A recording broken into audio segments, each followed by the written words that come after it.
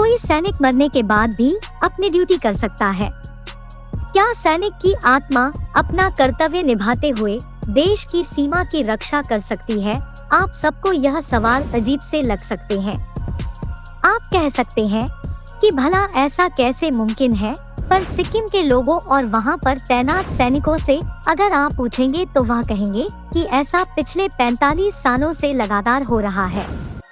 उन सब का मानना है कि पंजाब रेजिमेंट के जवान बाबा हरभजन सिंह की आत्मा पिछले 45 सालों से लगातार देश की सीमा की रक्षा कर रहे हैं। सैनिकों का कहना है कि बाबा हरभजन सिंह की आत्मा चीन की तरफ से होने वाले हर खतरे के बारे में पहले ही उन्हें आगाह कर देती है, और यदि भारतीय सैनिकों को चीन के सैनिकों की कोई भी मोमेंट पसंद नहीं आती तो उसके बारे में वह चीन के सैनिकों को पहले ही बता देते हैं, ताकि बात ज्यादा ना बिगड़े और मिलजुल कर बातचीत से उसका हल निकाला जा सके। आप चाहे इस पर यकीन करें या ना करें, पर खुद चीनी सैनिक भी इस पर विश्वास करते हैं, और इसीलिए भारत और चीन के बीच होने वाली हर फ्लैग मीटिंग में हरभजन सिंह के नाम की एक खाली कुर्सी लगाई जाती है ताकि वह मीटिंग अटेंड कर सके। तो चलिए जानते हैं कि आखिर कौन है हरभजन सिंह। बाबा हरभजन सिंह का जन्म 30 अगस्त 1946 को जिला गुजरावाला में हुआ था, जो कि वर्तमान में पाकिस्तान में है।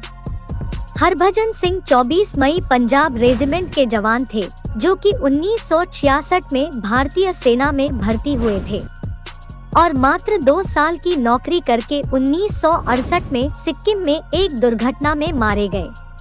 3 दिन तक तलाश करने के बाद भी जब उनका शव नहीं मिला तो उन्होंने खुद अपने साथी के सपने में आकर अपने शब्द की जगह बताई।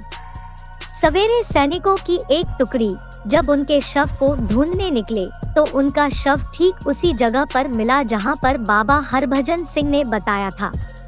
बाद में उनका अंतिम संस्कार पूरे राजकीय सम्मान के साथ किया गया।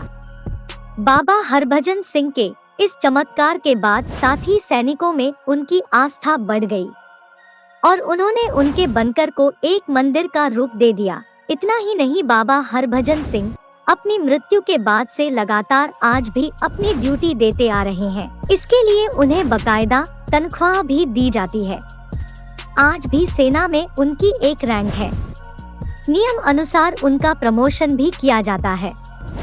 यहाँ तक कि कुछ साल पहले तक उन्हें 2 महीने की छुट्टी पर गांव भी भेजा जाता था।